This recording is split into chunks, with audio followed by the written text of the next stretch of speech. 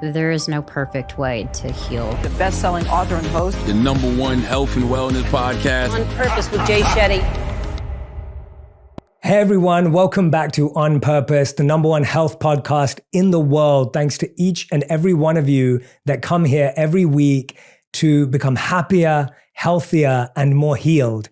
And you know that I love sitting down with guests who allow us into their lives, who allow us into their journeys to understand more, to help us not feel alone, to help us feel connected in our pain and in our purpose, and to recognize that we have so much more in common, and that when we work together, we can truly find the light in our lives. Now, today's guest is someone who I believe does this with every step, every word, and everything she takes on in her life. I've had the fortune of getting to know her over the last few years, and I can honestly say that not only is she one of the most genuine and kind-hearted people I know, she's also just one of the most loving and soulful people who truly wants to change lives. I have to start the episode by saying this. I believe today's guest is someone who's extremely on purpose. I'm speaking about the one and only Selena Gomez, one of the most globally and culturally celebrated artists, actors, producers, entrepreneurs, and most importantly, I know to her, philanthropists of her generation. As a recording artist, Selena has sold more than 210 million singles worldwide and has over 45 billion global streams. Her upcoming biographical documentary, which I want you to go and see, Selena Gomez, My Mind and Me, is out right now. I got to see it earlier. I'll tell you all about it. And in 2019, Selena launched her beauty line, Rare Beauty, exclusively with Sephora.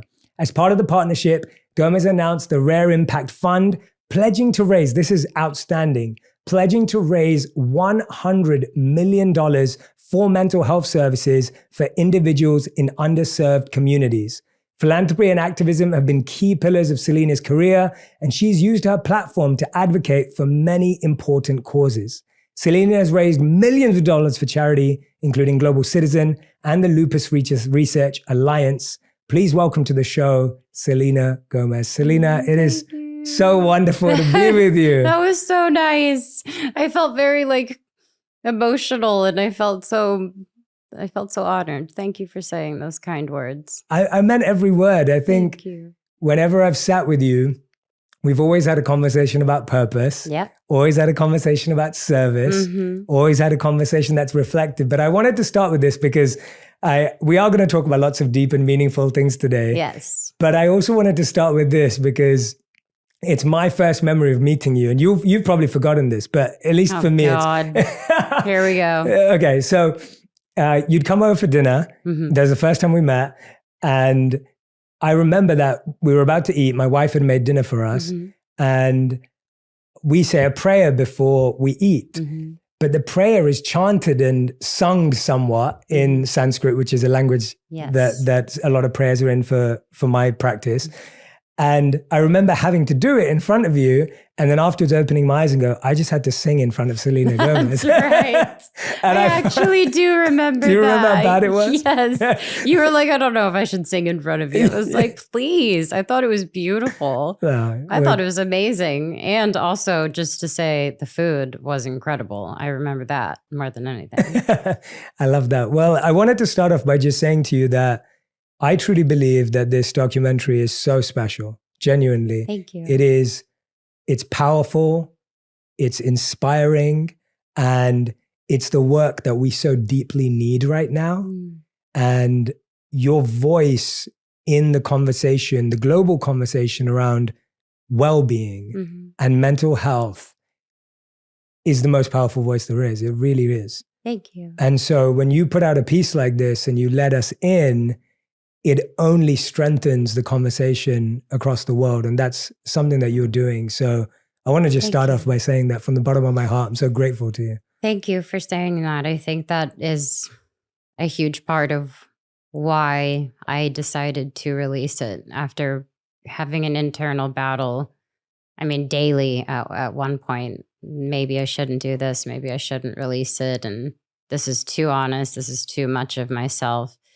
Until I realized that ultimately it was meant for something bigger. It wasn't just about me. It was about other people. And it took a life of its own and became what it is now, which I'm still nervous about. I'm still anxious about, but I think releasing it is a huge healing process for me. And it's me letting go of that version of myself. Wow. Yeah. That's so powerful to hear that. I mean, when I hear you say that I feel like you're one of these people that you serve in order to heal and you give in order to let go. Mm-hmm. And that's such a beautiful cycle, because I think often we think when we're going through things that the more insular we go, Right. but you're someone who opens up and says, here it is. I think, being in moments in my life, whether it was my health or personal life, friendships, relationships, I feel like giving myself completely to something is just the best way I can love.